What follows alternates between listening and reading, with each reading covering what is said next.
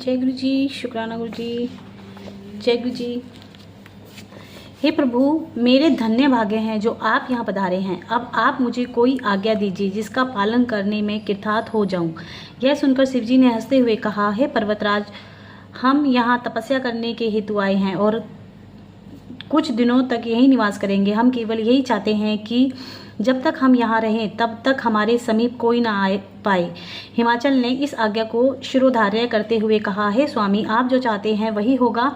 मेरा यह परम सौभाग्य है कि आपने यहाँ पधारकर मुझे प्रतिष्ठा प्रदान की। इतना कहकर हिमाचल शिवजी की आज्ञा को लेकर अपने घर लौट आए और जब यह सब जगह यह राजाज्ञा घोषित करा दी कि औषध प्रस्थ पर कोई व्यक्ति ना जा पाए। यदि कोई जाएगा तो वह मृत्युदंड पाएगा। इस आज्ञा के उपरांत हिमाचल अपनी पुत्री गिरिजा को साथ लेकर फिर शिवजी की सेवा में पहुंचे और उनकी स्तुति प्रशंसा करने के उपरांत बोले, हे प्रभु, यदि आप आज्ञा दे तो मेरी कन्या गिरिजा अपनी सखियों सहित यहाँ आपकी सेवा करती रहे। हे नारद, हिमाचल की प्रार्थना सुनकर शिवजी ने गिरिजा को सिर से पांव तक देखने के उपरांत विचार किया कि शेष कार्यों में स्त्री बाधा स्वरूप आ खड़ी होती है, इसलिए उत्तम कार्य करते समय स्त्री को ही पास रखने का निषेध किया गया है। कामदेव का उत्तम शस्त्र स्त्री को ही कहा गया है, इसलिए बुद्धिमानों ने स्त्री का महारोग के समान कहा है। यह विचार कर शिवजी ने हिमाचल से कहा, हे राजन, हम तपस्वियों को स्त्री के साथ रहना शुभ नहीं है। स्त्री तप को भ्रष्ट कर डालती है, अतः हम गिरिजा का यहाँ रहना स्वीकार नहीं करते। शिवजी के मुख से यह वचन सुनकर हिमाचल आश्चर्यचकित रह गया, परंतु गिरिजा ने शिवजी को संबोधित करते हुए कुछ बातें कहीं। हे नारद, गिरिजा ने कहा, हे तपस्वी, आपका यह मत है कि पुरुष प्रकृति से पृथक रहता है, परंतु मैं कहती हूँ कि प्रकृति के बिना पुरुष कभी नहीं ठहर सकता। इस प्रकार में जो कुछ भी दृष्टिगोचर होता है वह सब प्रकृति का स्वरूप है। प्रकृति जड़ चैतन्य को अपने वश में रखती है। आपकी समझ में तो पुरुष प्रकृति से मिला हुआ है, क्योंकि कहना, सुनना तथा तपस्या करना आदि सब कार्य माया के रूप में हैं। जो पुरुष माया से अलग है उसे तो तपस्या करते समय किसी के द्वारा विघ्न डाले जाने का भय होना ही नहीं चाहिए। गिरिजा के ऐसे वचन सुनकर शिवजी बोले, हे गिरिजे, तुम्हारी यह बुद्धि केवल अपने मन से उत्पन्न की हुई है, जिसे केवल अनुमानिक ही कहा जा सकता है। तुम्हें यह जान लेना चाहिए कि ब्रह्मा सब श्रेष्ठ है, माया कभी स्वाधीन नहीं है, क्योंकि यह जड़ होती है। यदि तुम्हें ऐसा अहंकार है कि माया और ब्रह्मा एक दूसरे से अलग नहीं रह सकते, तो तुम ब्रह्मा को रोक क्यों नहीं देती। इतना कहकर शिवजी चुप हो गए। तब हिमाचल शिवजी की स्तुति करते के उपरांत अपने घर को लौट गए, परंतु गिरिजा को सखियां सहित वहीं छोड़ गए। इस बार शिवजी ने भी उनसे यह आग्रह नहीं किया कि वह गिरिजा को लौटा ले जाएं। अस्तु गिरिजा प्रतिदिन अपनी सखियों सहित शिवजी की सेवा करने लगी। वे वन में अनेक प्रकार के पुष्प आदि तोड़कर लाती और शिवजी को पूजन किया करती थी, परंतु शिवजी का चित्त किसी भी प्रकार चलायमान न हुआ। हे नारद, गिरिजा अपने मन में विचार किया करती थी कि शिवजी मुझे किस प्रकार स्वीकार करेंगे। उधर शिवजी भी अपने मन में यह सोचते कि यदि मैं गिरिजा को इसी समय ग्रहण कर लूँगा तो इसे अपने मन में बहुत अहंकार हो जाएगा। इसके अतिरिक्त तीनों लोकों में मेरी निंदा भी होगी, क्योंकि उस समय लोग यह कहेंगे कि शिवजी ने काम के आवेश में गिरिजा को ही स्वीकार कर लिया। अस्तु, जब गिरिजा के मेरे लिए बहुत तपस्या करेगी तब मैं इसके साथ मनोरथ को पूर्ण करूंगा। यह निश्चय कर शिवजी ध्यान में मगन हो गए। उसी समय तारक नामक एक दैत्य के द्वारा दुखी होकर सब देवता मेरी शरण में आए। तब मेरे कहने से इंद्र ने कामदेव को बुलाकर शिवजी को वश में करने के लिए उस हिमालय पर्वत पर भेजा। इंद्र की आज्ञा मानकर कामदेव शिवजी के पास गया, परंतु वहां उसकी क्रोधाग्नि में पड़कर भस्म हो गया। उस समय तीनों लोकों में हाहाकार मच गया। गिरिजा ने वन में जाकर बहुत तपस्या की और शिवजी ने प्रसन्न होकर उसे अंगीकार कर लिया। इतनी कथा सुनकर शिवजी ने कहा, हे शौनकादि ऋषियों, ब्रह्मा जी के मुख से यह वृत्तांत सुनकर नारद जी ने संशय युक्त यह प्रार्थना की कि हे पिता, आप मुझे तारक दैत्य द्वारा देवताओं को दुख देने, कामदेव के भस्म होने तथा शिवजी द्वारा गिरिजा को पुनः ग्रहण करने का वृत्तांत विस्तार पूर्वक सुनाने की कृपा करें। ब्रह्मा जी बोले, हे पुत्र, तुम ध्यान देकर इस कथा को सुनो। कश्यप की दिति नामक स्त्री के गर्भ से हिरण्यकश्यप तथा हिरण्याक्ष नामक दो अत्यंत बलवान तथा तेजस्वी पुत्र उत्पन्न हुए। उनकी अपनी शक्ति द्वारा तीनों लोकों को वश में कर लिया। उसके अत्याचारों के कारण देवताओं को स्वप्न में भी आनंद नहीं मिलता तथा तब विष्णु जी ने अवतार लेकर हिरण्यकश्यप को मारा तथा वराह अवतार लेकर हिरण्याक्ष का वध किया। उस समय तब देवता प्रसन्न होकर विष्णु जी की स्तुति करने लगे। हे नारद, अपने दोनों पुत्रों की मृत्यु से दिति को बहुत दुख हुआ।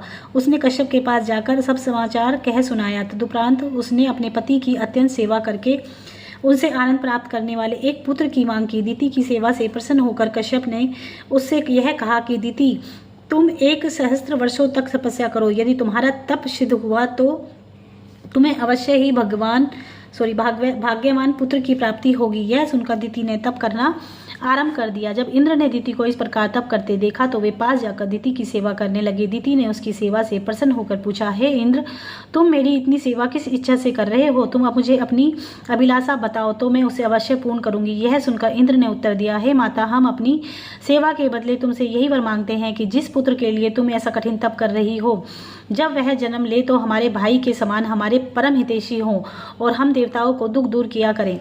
यह बात सुनकर दिति ने अत्यंत दुखी होकर कहा, हे इंद्र, तुमने मुझे छल करके मुझे ठग लिया, फिर भी तुम्हारी इच्छा पूर्ण करूंगी। इतना कहकर दिति पुनः अग्र तप करने लगी। हे नारद, एक दिन अचानक ही दिति सोते समय अशुद्ध हो गई। उसने उस समय इंद्र योनि मार्ग द्वारा अपने गर्भाशय में प्रवेश कर गए। वहां पहुंचकर उन्होंने दिति के गर्भ में जो बालक था उसके 7 खंड कर डाले, परंतु इतने पर भी वह बालक नहीं मरा और एक के स्थान पर 7 रूपों में विभाजित हो गया।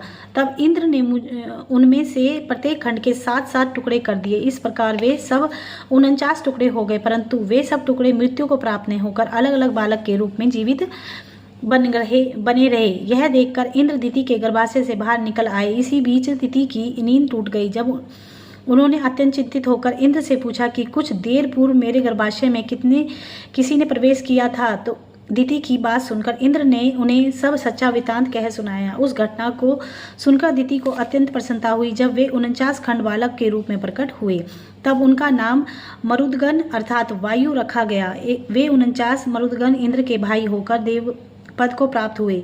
हे नारद, मरुदगणों के जन्म के पश्चात दिति ने कश्यप जी की फिर तब बहुत सेवा की और यह कहा कि हे प्रभु, अब आप मुझे एक ऐसा लड़का दीजिए जिसके शरीर पर किसी भी शस्त्र का प्रभाव न हो सके। यह सुनकर कश्यप ने उत्तर दिया कि हे दिति, तुम 10 सहस्त्र वर्षों तक तपस्या करो तो तुम्हें निश्चय ही ऐसे पुत्र की प्राप्ति होगी। पति की आज्ञा अनुसार दिति ने पुनः फिर 10 सहस्त्र वर्षों तक कठिन तप किया।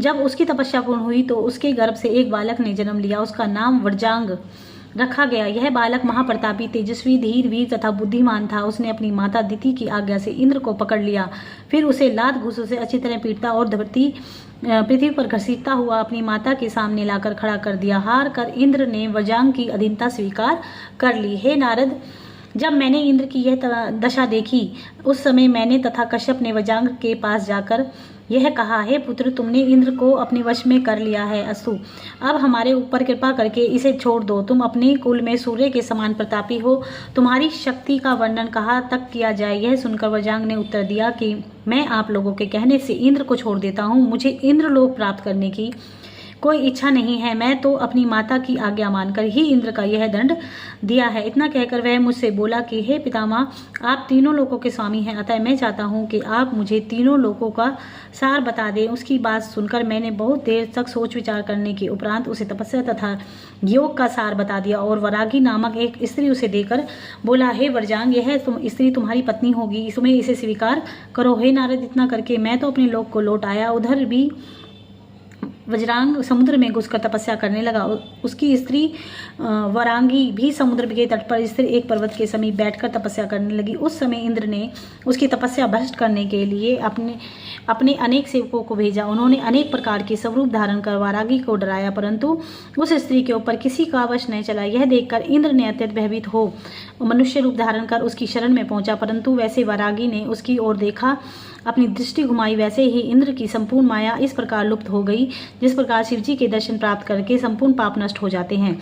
तब इंद्र अपने गणों के साथ उस स्थान से चला गया। हे नारद, कुछ समय बाद वज्रांग की तपस्या से प्रसन्न होकर मैं उसे वर देने के लिए पहुंचा। उस समय उसने मेरी उस प्रार्थना करते हुए कहा, हे पितामह, आप मुझे अपना सेवक जानकर यह वरदान देना कि मुझ में आसुरी भाव उत्पन्न न हो, मेरा मन धार्मिक कार्यों में सदैव लगा रहे। वज्रांग की विनती सुनकर मैंने इसे इच्छित वरदान दे दिया और अपने लोक को लौटाया। तदुपरांत वज्रांग भी चल से बाहर निकलकर अपनी स्त्री के पास जा पहुंचा। स्त्री ने उसे देखकर रोते हुए इंद्र के गणों द्वारा कष्ट देने का हाल कह सुनाया, परंतु वज्रांग ने उसे शांत करते हुए धर्म का उपदेश दिया और यह कहा कि हमें इंद्र के ऊपर क्रोध करना उचित नहीं है। उस समय तो वारागी ने यह सुनकर चुप रह गई कि जब कुछ समय उसे पति की सेवा करते हुए व्यतीत हुए, तब एक दिन उसने वज्रांग से कहा कि स्वामी, इंद्र हम लोगों का शत्रु है और उसे मुझे बहुत दुख दिया है। अस्तु, आप मेरी मनोभिलाषा पूर्ण करने में निर्मित मुझे एक ऐसा पुत्र दीजिए जो इंद्र से मेरे अपमान का बदला ले सके। इतना कहकर वह अपने पति के चरणों पर गिर पड़ी। ब्रह्मा जी ने कहा, हे नारद, अपनी स्त्री के मुख से शब्द सुनकर वज्रांग ने अपने मन से दुखी होकर यह विचार किया कि अब मुझे क्या करना चाहिए। मेरी पत्नी तो देवताओं से शत्रुता करना चाहती है। मैं यह नहीं समझ पा रहा हूँ कि मुझे क्या करना उचित है और क्या अनुचित है। नियम यह है कि यदि स्त्री का मनोरथ पूर्ण हो जाए तो वह अत्यंत सुख देने वाली होती है। उसके कारण तीनों लोकों में किसी को अप्रसन्नता नहीं होती। इसके विपरीत जो स्त्री के मनोरथ को पूरा नहीं करता वह भी लोक में बहुत दुख पाता है और अंत में भी नरक में गिरता है। इस प्रकार विचार से वज्रांग बहुत दुखी होकर तपस्या करता रहा। बहुत समय तक वह उसी अवस्था में बैठा रहा। अंत में उसकी तपस्या से प्रसन्न होकर उसे वरदान देने के लिए पास पहुंचा। उस समय उसने मेरी बहुत स्तुति करते हुए यह मांगा कि मेरे एक ऐसा पुत्र उत्पन्न होना जो परम तेजस्वी, बलवान तथा अपनी माता को आनंद देने वाला सिद्ध हो। मैं उसे इच्छित वरदान देकर अपने लोक को लौट गया। तब वज्रांग ने भी अपने घर पहुंचकर वारागी को वरदान पाने का सब हाल कह सुनाया। हे नारद, कुछ समय बाद वारांगी गर्भवती हुई। उसके गर्भ से बालक उत्पन्न हुआ। उस समय संसार में अनेक प्रकार के उपद्रव होने लगे। पृथ्वी पर भूकंप आने लगे। आकाश में तारे टूट कर गिरने लगे। इस प्रकार उस दुखदायी बालक ने जन्म लिया। वज्रांग ने नियमानुसार जात कर्म आदि संस्कारों को संपन्न किया। उसकी माता को भी अत्यंत प्रसन्नता हुई। वह बालक अपने माता पिता के दुख को दूर करने के लिए उत्पन्न हुआ था, इसलिए नाम तारक रखा गया। हे नारद, कुछ समय बाद जब वह बालक बड़ा हुआ तो उसने अपनी माता की आज्ञा से पारिजात पर्वत पर जाकर तीनों लोकों को विजय करने के लिए इच्छा से तप करना आरंभ कर दिया। वह 100 वर्षों तक पांव के अंगूठे के बल खड़ा रहा और तपस्या करता रहा। गर्मियों के दिनों में भी वह अग्नि में तपा तथा अन्य ऋतुओं में वन में बैठा रहे। जाड़े के दिनों में उसने पानी के भीतर खड़े होकर तपस्या की। इस कठिन तपस्या को देखकर भी जब शिवजी प्रसन्न नहीं हुए तो उसने अपनी आसुरी यज्ञ करना आरंभ कर दिया। उसने अपने शरीर को काट काट कर अग्नि में हवन करने का व्रत लिया। जब उसकी इस कठिन तपस्या से तीनों लोग जलने लगे, उस समय सब देवताओं ने मेरे पास आकर अपने दुख को सुनाते हुए कहा, हे ब्रह्मांड, तीनों लोकों में यह कैसी अग्नि फैल रही है। हम सब लोग इसमें पड़कर भस्म हो जाते हैं। अस्तु, आप हमारी रक्षा करने की कृपा करें। हे नारद, देवताओं की प्रार्थना सुनकर मैंने बहुत विचार किया, परंतु शिवजी की माया को किसी प्रकार नहीं समझ सका। तब मैं उन सबको अपने साथ लेकर विष्णु जी के पास जा पहुंचा। विष्णु जी भी शिवजी की माया को नहीं जान सके। तब हम सब लोग शिवजी के पास पहुंचे और स्तुति प्रणाम करने के उपरांत उनसे कहने लगे, हे प्रभु, हम सब आपकी शरण में आए हैं। आप सबसे श्रेष्ठ तथा सबके स्वामी हैं। आप कृपा करके हमारे दुख को दूर कीजिए। हमारी प्रार्थना सुनकर शिवजी ने हंसते हुए कहा, हे देवताओं, तारक द्वारा कठिन तपस्या किए जाने के कारण ही सब लोगों की यह दशा हो रही है। वह देवताओं को दुख देने के लिए उग्र तप कर रहा है, इसलिए हम उसे वरदान देने में संकोच करते हैं। शिवजी के मुख से यह वचन सुनकर देवताओं ने अत्यंत अचरज में भरकर कहा, हे प्रभु, आप तारक को वरदान अवश्य दें, क्योंकि उसे वरदान देने पर हम इतनी जल्दी नष्ट नहीं होंगे जितने इस समय इस अग्नि के कारण भस्म हुए जाते हैं। तब शिवजी बोले, हे देवताओं, क्या तुम में से कोई भी इतना बलवान नहीं है जो अपनी माया द्वारा तारक की तपस्या को भ्रष्ट कर दे।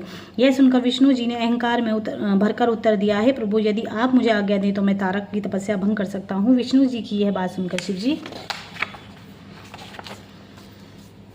ने उन्हें आज्ञा दे दी। तब विष्णु जी मोहिनी रूप धारण करके तारक के पास पहुंचे, परंतु शिवजी की लीला के कारण वे तारक पर कुछ भी प्रभाव नहीं डाल सके और असफल मनोरथ लेकर लौट आए। इतनी कथा सुनकर ब्रह्मा जी ने कहा, हे नारद, शिवजी की माया अत्यंत बलवान है, जिसके कारण विष्णु जी भी मोहिनी स्वरूप धारण करके शिव भक्त तारक की तपस्या भ्रष्ट करने में असमर्थ रहे। अस्तु, विष्णु जी ने भी शिवजी के पास जाकर यह प्रार्थना की कि हे प्रभु, तारक की तपस्या भंग करने में असफल रहा हूँ आप उसे वरदान दे दीजिए। यह सुनकर शिवजी तारक को वरदान देने के लिए उसके पास जा पहुंचे और उसे सुनाते हुए बोले, हे तारक, मैं तुम्हारी तपस्या से अत्यंत प्रसन्न हूँ, तुम जो चाहो वह वरदान मांग लो। यह सुनकर तारक ने अत्यंत प्रसन्न हो पहले तो शिवजी को प्रणाम किया, फिर हाथ जोड़कर यह कहा कि हे प्रभु, मैं आपकी अतिरिक्त अन्य किसी के हाथ से ना मरूं और करोड़ों वर्षों तक तीनों लोगों का राज्य करूं। यह वरदान आप मुझे दे दीजिए। शिवजी ने तारक की यह प्रार्थना स्वीकार कर ली। तदुपरांत वे उसे इच्छित वरदान दे कैलाश पर्वत पर लौट आए। तारक भी शिवजी से वरदान प्राप्त कर अत्यंत प्रसन्न हो अपने घर को लौट गया। इतनी कथा सुनकर नारद जी ने कहा, हे पिता, वरदान पाकर तारक ने क्या किया, वह वृत्तांत आप मुझे सुनाने की कृपा करें। ब्रह्मा जी बोले, हे पुत्र, वरदान पाकर तारक अपने घर को लौट आया और उसने अपनी स्त्री से संपूर्ण वृत्तांत कह सुनाया। उस समय सब देवताओं ने एकत्र होकर तारक को अत्यंत प्रतिष्ठित अपना स्वामी स्वीकार करते हुए उसकी बहुत प्रकार से स्तुति प्रशंसा की। तदुपरांत तारक ने सब असुरों की एक बड़ी सेना इकट्ठी की। उसमें करोड़ों बलशाली असुर योद्धा थे। उस सेना के 10 मुख्य सेनापति थे, जिसके नाम इस प्रकार थे: कुंभ, कुंज, महिष, कुंजर, कालनेमी, निमि, कृष्ण जठर, परंजम्बकु, शुंभ तथा कालकेतु। जो द्वितीय इस संपूर्ण सेना का प्रधान सेनापति था, उसका नाम ग्रसन था। ये सब असुर योद्धा अपने सामने तीनों लोगों को तुच्छ समझते थे। इस सेना को लेकर तारक ने सबसे पहले इंद्र पर चढ़ाई की। तदुपरांत देवलोक को चारों ओर से घेर लिया। हे नारद, उस समय देवता तथा दैत्यों ने घोर युद्ध होने लगा। इसमें उन्हें अनेक प्रकार के अस्त्र शस्त्रों का प्रयोग हुआ। हे नारद, उस समय देवता तथा दैत्यों में घोर युद्ध होने लगा, जिसमें अनेक प्रकार के अस्त्र शस्त्रों का प्रयोग हुआ। तारक ने इंद्र से युद्ध करने की ठाना। नीमि से अग्नि आ भिड़े। कालनेमी तथा यमराज आमने सामने हुए। नंबुची तथा निषत्री ने परस्पर युद्ध करते हुए अपनी अपनी विजय की कामना की। महिषासुर तथा वरुण ने एक दूसरे को मारने के लिए शस्त्र धारण किए। इसी प्रकार सभी दैत्य और देवता अपनी अपनी जोड़ी देखकर आपस में युद्ध करने लगे। हे नारद, उस समय तारक ने अपना तेज प्रकट करके इंद्र को परास्त कर दिया। तदुपरांत वह विष्णु जी के सम्मुख जा पहुंचा। तारक के इस प्रताप को देखकर विष्णु जी ने पहले तो बहुत आश्चर्य किया, फिर शिव जी के वरदान की महिमा समझकर युद्ध क्षेत्र से अंतर्धान हो गए। इस प्रकार तारक ने उस युद्ध में विजय प्राप्त कर सब देवताओं को बंदी बना लिया। तदुपरांत वह उन्हें अपनी राजधानी में ले गया और बंदी गृह में डालकर अनेक प्रकार की यंत्रा देने लगा। जिस स्थान पर महानदी समुद्र में जा मिली, उसी स्थान पर तारक की राजधानी थी। इस प्रकार वहां देवता तथा दैत्य इकट्ठे होकर रहने लगे। तारक से निर्भय होकर अपने देश को अलग अलग भागों में बांट दिया और उनका राज्य असुरों को सौंप दिया, जहां वे अपने विचार तथा अपने परिवार तथा मित्रों सहित आनंद और उपभोग करने लगे। इस प्रकार विष्णु जी के स्थान पर तारक स्वयं ही तीनों लोकों का स्वामी बन बैठा। उसने अग्नि की पदवी निमि को दी और कालनेमी को यमराज के स्थान पर नियुक्त किया।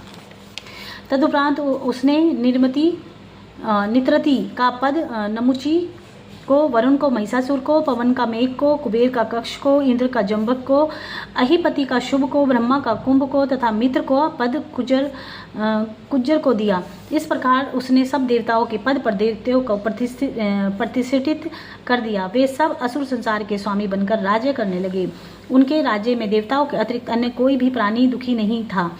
अस्तु, कुछ समय बीतने पर विष्णु जी ने छिपे हुए देवताओं के पास जाकर उनसे यह कहा कि देवताओं, शिव जी को भक्त होने के कारण तारक अत्यंत बलवान तथा प्रतापी है, इसलिए तुम में से कभी उसे परास्त नहीं कर सकते। मैंने बहुत कुछ विचार करने के उपरांत यह निश्चय किया कि तुम सब लोग अपना मनोरथ प्राप्त करने के लिए उनकी सेवा करना आरंभ कर दो। तुम नट का स्वरूप धारण कर उसके पास जाओ और उनसे कौशल द्वारा उसे प्रसन्न करो। जब वह प्रसन्न हो जाएगा तब तुम्हें अवश्य छोड़ देगा। तदुपरांत सब देवता नट का रूप धारण कर तारक के पास जा पहुंचे और उनसे ऐसी बातें की कि जिनके कारण वह अत्यंत प्रसन्न हो गया। तब तारक ने देवताओं से कहा कि हे देवताओं, तुम जो चाहो वह मुझसे मांग लो। यह सुनकर देवताओं ने प्रार्थना की कि हे असुरराज, यदि आप हम पर प्रसन्न हैं तो देवताओं को अपने बंदी गृह से मुक्त कर दीजिए। देवताओं की इस प्रार्थना को स्वीकार कर तारक ने उनके सभी साथियों को बंदी गृह से मुक्त कर दिया। तब वे भी अपने लोक को चले गए। हे नारद, तारक के राज्य में देवताओं के अतिरिक्त और कोई दुखी नहीं था। यह बात उन्हें भली भांति जान लेनी चाहिए। ब्रह्मा जी ने कहा, हे नारद, जब देवताओं ने राक्षसों द्वारा पीड़ित होकर अनेक प्रकार के दुख उठाए तो वे परस्पर इस प्रकार कहने लगे कि हम किसी के पास जाकर अपना दुख कहें। सूर्य तथा चंद्रमा जो संसार के जीवनदाता हैं, वे स्वयं भी इस समय तारक की सेवा करते रहते हैं। पता नहीं यह दैत्य हमें कब तक दुख देता रहेगा। इस समय कौन सहायक है जिसके पास जाकर हम अपना दुख सुनाएं। इस प्रकार देवताओं ने दुख में डूबकर बहुत चिंता की। अंत में वे सब एकत्र होकर इंद्र तथा बृहस्पति को साथ लेकर मेरे पास आए और मेरी स्तुति कर पूजा करने लगे। देवताओं की प्रार्थना सुनकर मैंने उनसे कहा, हे देवताओं, मैं तुम लोगों को अत्यंत दुखी और तथा चिंतित देख रहा हूँ। इंद्र के मुख पर भी कोई तेज नहीं दिखाई देता। हे पुत्रों, तुम मुझे अपने यहाँ आने का सब कारण कह सुनाओ। हे नारद, मेरी बात सुनकर देवताओं की ओर से बृहस्पति जी ने मुझसे कहा, हे पिता, तारक नामक दैत्य ने शिव जी के वरदान से प्राप्त कर तीनों लोगों को अपने वश में कर लिया है। उसके भय से सूर्य ने भी अपने तेज को ठंडा कर लिया है तथा चंद्रमा भी अपनी संपूर्ण कलाओं सहित उसकी सेवा में हर समय उपस्थित रहता है। सभी ऋतुएं हे नारद, मेरी बात सुनकर देवताओं ने बृहस्पति जी मुझसे कहा, हे पिता, नामक दैत्य ने शिव जी को वरदान प्राप्त कर तीनों लोगों में अपने वश में कर लिया है। उसके भय से सूर्य ने भी अपने तेज को ठंडा कर लिया है तथा चंद्रमा भी अपनी संपूर्ण कलाओं सहित उसकी सेवा में हर समय उपस्थित रहता है। सभी ऋतुएं उसकी सेवा में बनी रहती हैं और फल फूलों को उत्पन्न कर उसे संतुष्ट रखती हैं। इंद्र भी उसकी सब प्रकार से सेवा किया करता है। इस प्रकार सभी देवताओं अपने सेवक बने हुए, परंतु वह किसी के ऊपर कोई कृपा नहीं दिखाता। जिन देव वृक्षों की पत्तियों व देव स्त्रियों बहुत समझबूझ तथा कर तोड़ती थीं, उन वृक्षों को तारक के साथ ही जड़ से उखाड़ कर फेंक देते हैं। जिस समय वह शयन करता है उस समय देवताओं की स्त्रियां अपने नेत्रों से आंसू बहाती हैं, उसकी स्तुति करने को विवश होती हैं। उसके भय से देवता अपने लोक की ओर आंख उठाकर भी नहीं देख सकते। वे स्वयं भी यज्ञ का भाग ले लेते हैं। इंद्र को भी कोई नहीं गिनता। जिस प्रकार सन्निपात हो जाने पर कोई औषधि काम नहीं आती, उसी प्रकार भगवान विष्णु के जिस चक्र पर हमें बड़ा भारी भरोसा था, वह भी इन दिनों व्यर्थ हो गया है। हे पिता, आप हमारे दुख को दूर करने के लिए कोई उपाय करें। हे नारद, देवताओं की प्रार्थना सुनकर मैंने उन्हें उत्तर दिया कि हे देवताओं, तारक ने शिवजी को ऐसा वरदान प्राप्त किया है, उसे शिवजी के अतिरिक्त और कोई नहीं मार सकेगा। यदि शिवजी के वीर्य में से कोई पुत्र उत्पन्न हो तो वह तारक को मारने में समर्थ हो सकता है, क्योंकि पुत्र में पिता का तेज रहता है और उसे पिता का स्वरूप कहा जाता है। परंतु यह बात बहुत कठिन दिखाई देती है। इस समय शिवजी हिमाचल पर्वत पर तपस्या कर रहे हैं तथा गिरिजा अपनी सखियों सहित उनकी सेवा में संलग्न है। यदि किसी प्रकार वे दोनों परस्पर मिल जाएं तो तुम्हारा कार्य पूर्ण हो सकता है। गिरिजा के बिना और किसी से तुम्हारा कार्य नहीं चलेगा। मैं तुम्हें एक उपाय बताता हूँ, तुम उसके अनुसार कार्य करो। वह उपाय यह है कि तुम कामदेव को शिवजी के पास भेजो, वह शिवजी के मन में गिरिजा के प्रति स्नेह उत्पन्न करे। बस इतना होते ही सब कार्य स्वतः सिद्ध हो जाएंगे। हे नारद, मेरी बात सुनकर सब देवता बहुत स्तुति करते हुए अपने घर को चले गए। तदुपरांत इंद्र ने कामदेव को अपने समीप बुलाया और उससे यह कहा कि हे कामदेव, तुम देवताओं को हितैषी तथा उनका सब कार्य सिद्ध करने वाले हो। ब्रह्मा जी ने जो उपाय बताया है उसके अनुसार कार्य सिद्ध करने हेतु तुम शीघ्र ही तैयार हो जाओ। हे मित्र, वीरों की परीक्षा युद्ध के समय ली जाती है। उदार लोगों को समय के अनुसार पहचान ना जाता है। इसी प्रकार विपत्ति के पड़ने पर मित्र तथा स्त्री की परीक्षा का अवसर होता है। इस अवसर पर तुम्हारी मित्रता की परीक्षा लेना चाहता हूँ। इस कार्य में केवल मेरा ही स्वार्थ नहीं अपितु अन्य सब लोगों का भी हित है। हे नारद, इंद्र की बात सुनकर कामदेव ने उत्तर दिया कि हे देवराज, मैं आपकी प्रत्येक आज्ञा का पालन करने को प्रस्तुत हूँ। यदि कोई व्यक्ति आपका पद प्राप्त करने के लिए तपस्या कर रहा हो तो मैं उसे तब को इसी समय भ्रष्ट कर सकता हूँ। देवता, दैत्य, ऋषि आदि सभी लोग मेरे वश में रहते हैं। मनुष्य तो सेवकों की भांति मेरी पूजा किया करते हैं। आप अपने हृदय में अब किसी प्रकार की चिंता ना करें। कामदेव की इन बातों को सुनकर इंद्र ने अत्यंत प्रसन्न हो अपने पास बैठते हुए कहा, मैं मनमंथ से मैं जिस कार्य के लिए तुमने कहने जा रहा हूँ तुम स्वयं ही बता रहे हो, यह अत्यंत शुभ है। अब सुनो, तारक दैत्य ने शिवजी की तपस्या करके उनसे अमोघ वरदान प्राप्त किया है। उसने धर्म कर्म को नष्ट करके उस वरदान के बल पर देवताओं के सम्मुख संपूर्ण सुखों को छीन लिया है और उसके पद पर अपने साथी दैत्यों को प्रतिष्ठित कर दिया है। उसके ऊपर देवताओं के सभी अस्त्र शस्त्र निष्फल हो गए हैं। इस कारण सभी देवता अत्यंत चिंतित एवं दुखी हैं। ब्रह्मा जी ने इस कष्ट से मुक्ति प्राप्त करने का यह उपाय बतलाया है कि शिवजी के वीर्य द्वारा किसी पुत्र की उत्पत्ति हो तो वह तारकासुर का वध करने में समर्थ हो सकेगा। शिवजी ने स्वयं अपने भक्त तारक को अपने हाथ से नहीं मारेंगे। अब कहना यह है कि इस समय शिवजी के हिमाचल पर्वत पर बैठे हुए हैं, तपस्या कर रहे हैं तथा गिरिजा अपनी सखियों सहित उनकी सेवा में संलग्न है। तुम अपनी माया द्वारा शिवजी को मोहित करके उनका सहयोग गिरिजा के साथ करा दो। ऐसा करने से शिवजी द्वारा पुत्र उत्पन्न होना संभव हो जाएगा। ब्रह्मा जी ने कहा, है नारद, इंद्र की इस बात को कामदेव ने स्वीकार कर लिया। तदुपरांत वह शिव जी पर विजय प्राप्त करने हेतु इंद्र से विदा लेकर अपनी पत्नी के साथ चल दिया। जिस समय वह चला उस समय अनेक प्रकार के अपशगुन होने के वशीभूत होकर उसने अपने अपशगुनों पर कोई विचार नहीं किया। उसने वसंत आदि अपनी संपूर्ण सेना को एकत्र किया और अत्यंत अहंकार से भरकर शिवजी पर विजय प्राप्त करने के लिए हिमाचल पर्वत की ओर प्रस्थान किया। मार्ग में वह इस बात को पर निरंतर विचार करने चला जा रहा था कि मैं शिवजी के ऊपर किस प्रकार विजय प्राप्त करूं। अस्तु, जब वह शिवजी के समीप पहुंचा तब उसने अपनी माया द्वारा सब और वसंत ऋतु को फैला दिया। वसंत ऋतु के फैलते ही उस स्थान पर चारों ओर रंग बिरंगे फूल खिल गए तथा लताओं ने प्रकट होकर वृक्षों के आलिंगन करना आरंभ कर दिया। अनेक प्रकार के पक्षी मीठे स्वरों को चहचाने लगे। जिन लोगों को अपने ज्ञान का बड़ा अभिमान था वे भी कामदेव की माया में पड़े बिना न रह सके। सबका तप और संयम नष्ट हो गया। चराचर जगत में ऐसा कोई भी प्राणी नहीं बचा जिसने कामदेव के बाणों से ने घायल न किया हो। यद्यपि वह अवस्था एक मुहूर्त भर ही रही, परंतु इसी बीच सब लोगों का विवेक नष्ट हो गया। संपूर्ण संसार तो कामदेव के वशीभूत हुआ, परंतु शिवजी और उसके गणों पर कामदेव का कोई प्रभाव न पड़ा। जिस समय कामदेव शिवजी के पास पहुंचा उस समय उसका संपूर्ण बल नष्ट हो गया। कामदेव की शक्ति को क्षीण होते ही संसार के सभी प्राणी उसी प्रकार पूर्व स्थिति में आ गए जिस प्रकार की नशा उतर जाने पर मनुष्य होश में आ जाते हैं। नारद, उस समय कामदेव अपने मन में इस प्रकार विचार करने लगा कि मुझ में से यह बड़ा अपराध हुआ तो मैं अपने अहंकार में भरकर शिवजी का चित्त डिगाने के लिए यहाँ चला आया। अब शिवजी के क्रोध से मेरी मृत्यु अवश्य ही हो जाएगी। यह विचार कर कामदेव कुछ समय तक तो चिंता में पड़ा रहा। अंत में उसने निश्चय किया कि पर उपकार के लिए यदि मुझे प्राण भी त्याग कर देने पड़े तो वह शुभ ही है। साथ ही यदि मेरी मृत्यु शिवजी के द्वारा हो तो मैं शिवगणों में गिना जाऊंगा। अस्तु, मुझे इस मृत्यु का भय त्याग कर देवताओं का कार्य सिद्ध करना चाहिए। यह निश्चय कर कामदेव ने पुनः अपनी शक्ति को प्रदर्शित किया और संपूर्ण संसार को पहले के ही समान फिर अपने वश में कर लिया। शिवजी ने यह दशा देखकर अपने मन को दृढ़तापूर्वक वश में कर लिया और हठ योग साध पर बैठ गए। यह देखकर कामदेव अपने धनुष पर बाण चढ़ा शिवजी की बाईं ओर जा खड़ा हुआ और उसने अपने तपोभूमि में शिवजी के अतिरिक्त ऐसा कोई नहीं था जिसने उसे मोहित न कर लिया हो। वह छिपकर समय की प्रतीक्षा करने लगा। अस्तु, जिस समय शिवजी का अपना ध्यान छोड़कर आसन पर बैठे और गिरिजा पूजन की सामग्री लेकर उनके पास आई, उसी समय कामदेव ने उचित अवसर जानकर अपने बाण के कानों को खींचा शिवजी के हृदय पर छोड़ दिया। उसके लगते ही शिवजी के मन में प्रीति का अंकुर उत्पन्न हो गया। उस समय शिवजी भी कामदेव के वशीभूत हो मुस्कुराते हुए गिरिजा के सुंदर अंगों की प्रशंसा करने लगे और यह इच्छा प्रकट करने लगे कि गिरिजा का हाथ पकड़कर अपने पास खींच लिया जाए।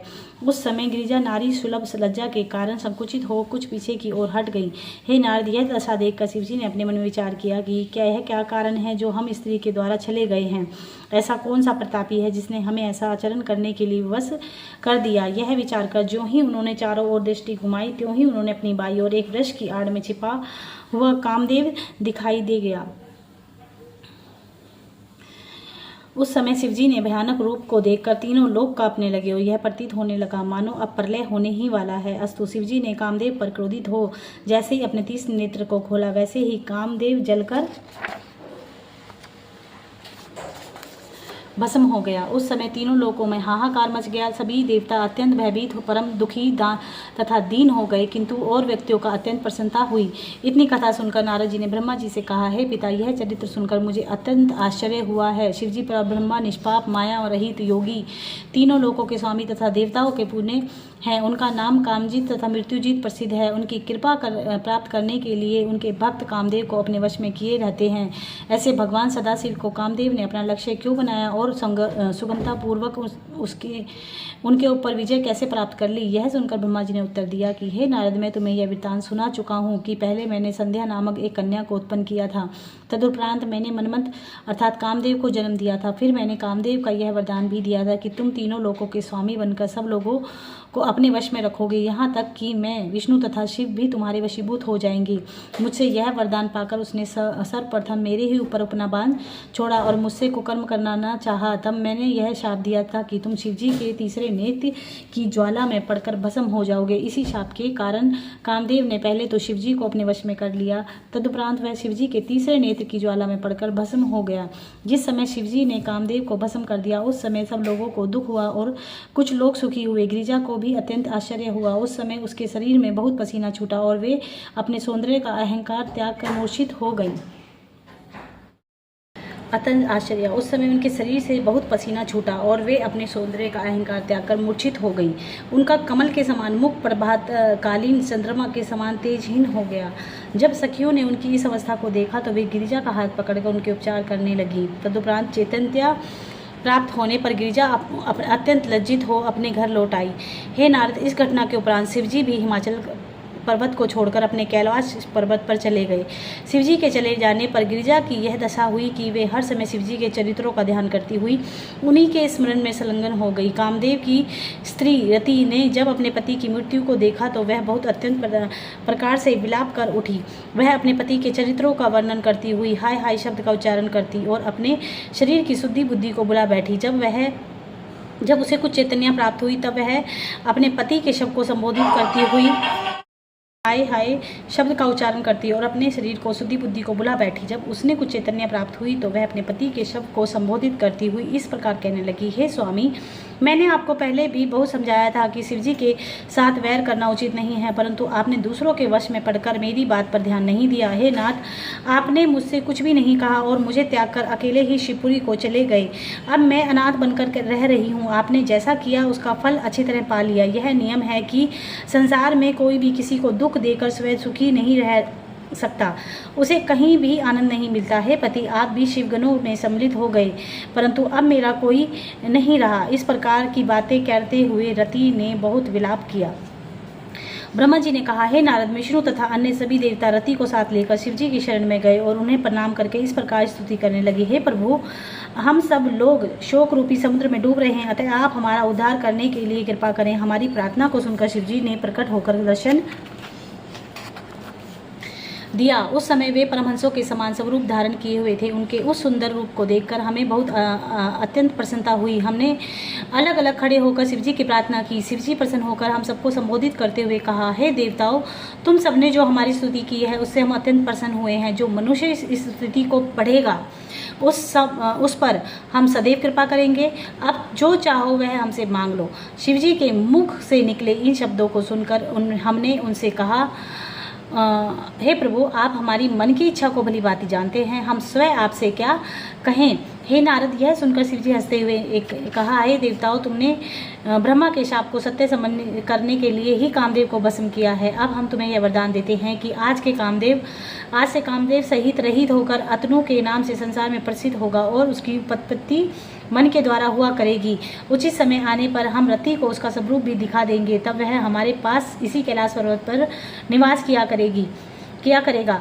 जब द्वापर युग में विष्णु का अवतार कृष्ण रूप में होगा तब हम कामदेव के कृष्ण के रुद्र के रूप में जन्म लेगा।